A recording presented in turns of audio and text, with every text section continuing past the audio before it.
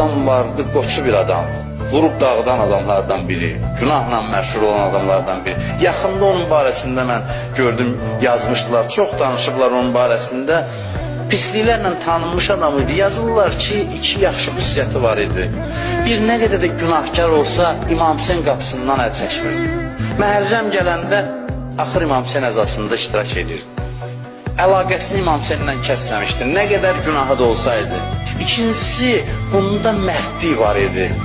Adamda mərdlik yaxşı şeydir. Adam günahkar olar, namərd olmaz.